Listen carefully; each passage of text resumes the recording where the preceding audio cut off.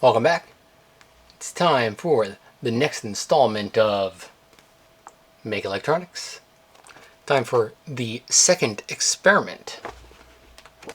So, experiment 2 is Go with the Flow. I like some of these titles, but this is what you're going to need. Our 9-volt battery again. Some way of hooking it up. Now, I'm not following exactly the book because I want to keep it all organized for the video. So I do have a battery connector. And this breadboard to go with it. It should be no surprise to anyone that in the description you'll find affiliate links for anything you see in here. So yeah, if you like something you can go purchase it, and of course it helps me. So you're going to need 4 resistors. A 15 ohm, a 150 ohm, a 470 ohm, and a 1.5 kilo ohm. You're also going to need 2 generic red LEDs. This is your LED. For the purposes of where we are in the book, all you need to know is that there's a long leg and a short leg. Your long leg is your positive, your short leg is your negative. That's all you need to know for now. We'll get more in detail later. And you're sorted, again, test leads and stuff on how you're going to hook your stuff up. And a multimeter.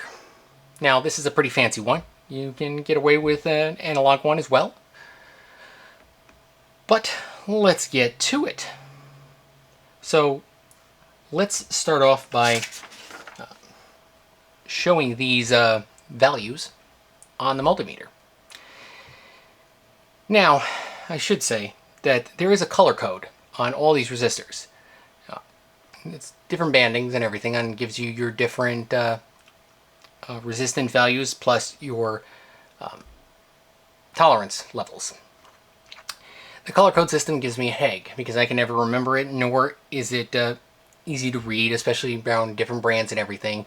You know, different stripes and different, slightly different locations and stuff like that. So I prefer just to keep them organized in bins. And if I need to check up a value, I also have this specifically for looking up resistors and diodes and stuff to checking if they're good, and not, and it will tell you back your readings. This is like a mini multimeter. So you just plug it in and it works. So, but you don't need this. This is just pretty cool. So anyway, let's get turning on. So I'm not quite sure how to help you with that. Did you hear that? Okay, so we don't need the battery just yet.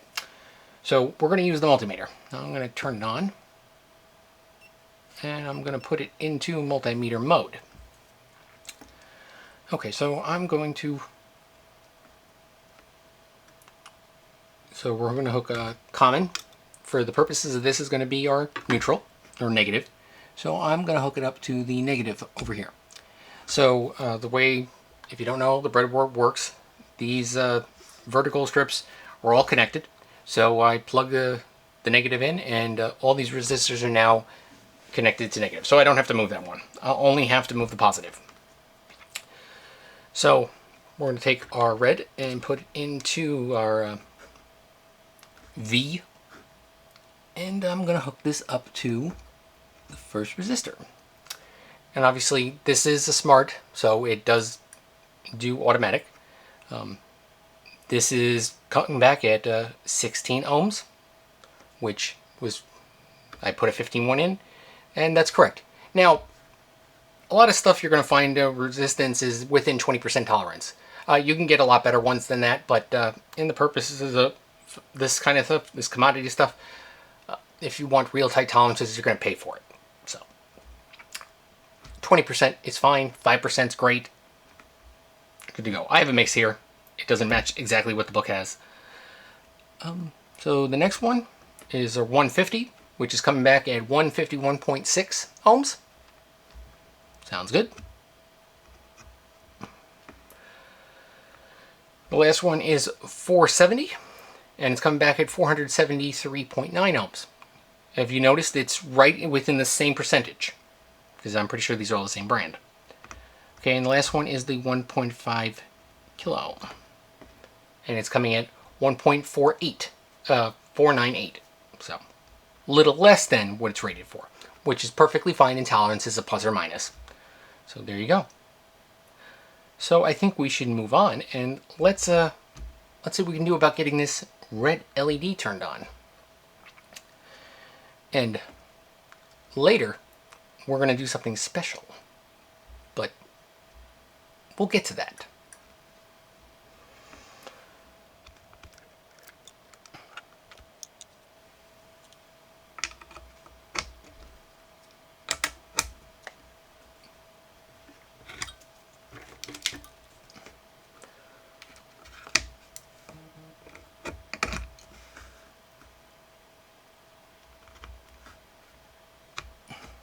And there we go. We have power. So this is the 1.5K ohm resistor. So I don't have to take this apart and everything, and keep it simple. I'm doing I have doubles of everything. So yeah. But if you notice, I do have a double of the LED. What are we going to do with that? We might just push it to the limit. Now let's do the next thing. We want to see how many milliamps is actually being consumed here. So let's rehook things up. I'm going to disconnect it and disconnect that.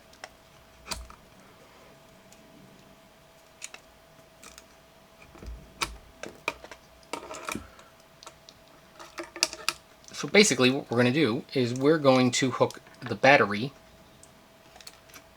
and the multimeter in series. Or not series. Series or parallel? Series. Series is right. I said it right the first time. Gotta stop second guessing myself. So, and that's going to go here. And then that is going to go down to our... Here, I'm going to put this up because we're going to do some more things afterwards. Negative. And now I'm going to take my green, and it's going to go to common.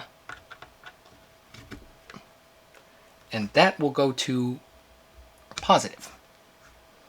Okay, so you see, my auto functionality on this doesn't particularly pick up milliamps all that well. So I'm going to press some buttons, and I'm getting 0.442 amps. This is wrong. This is low current, so it doesn't register properly. So right now I'm picking up a 4,718 UA. That's about 4.7 milliamps, give or take, which is appropriate for this right now, with that 1.5K resistor there. So unfortunately, this LED, I bought them off Amazon. I don't really have a spec sheet to go with it, but the product listing does say that it's good for 20 milliamps. In reality, most red LEDs can go up to 50. Now, the more juice you pump through it, the more you're going to weaken it and eventually burn it out. There's just so much you can handle. But for this, you're good to go. You can pretty much keep it hooked up, and the battery's going to drain before the LED goes out, or burns out. But what happens if we change the resistor? Now, you can change the resistance, and it will give you different results. You can, make it brighter, or you can act as a dimmer. So let's see here. We're going to take this 1.5 out, and I'm going to replace it with that 470.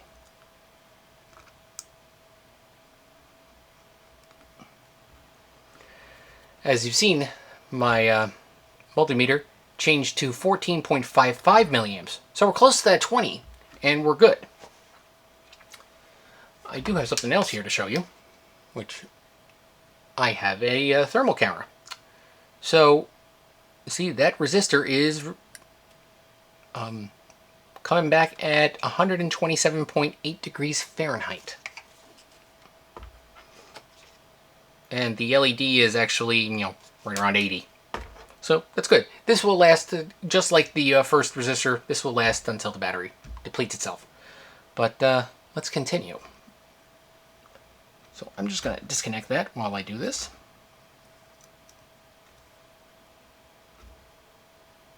So we're going to try the 150.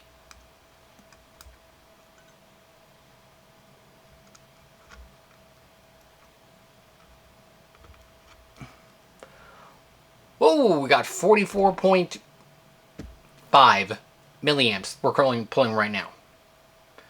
And I have to say that LED is as bright as it's been so far. As you've seen, as we've lowered the resistance value, it allows more juice to flow.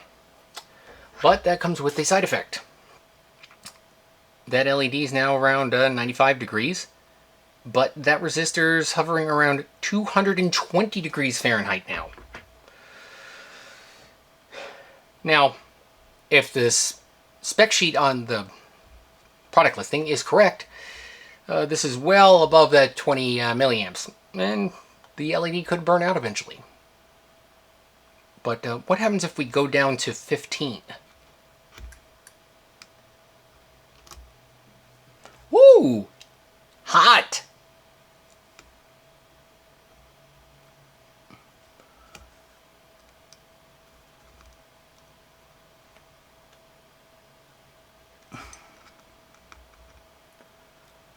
Okay, now pay attention.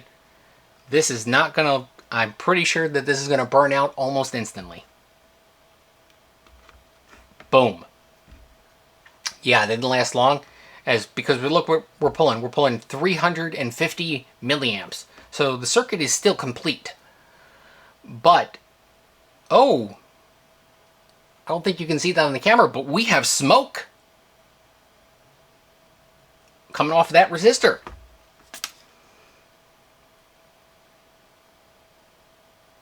The LEDs coming in at about 170, and the resistor 311. That just happens to be the max for this camera. Wow. If I keep this going, that might actually burst into flames, so I'm going to turn this down. I really wish you guys could see the smoke. I'll have to work on that for future videos. So I'm just going to pull that out.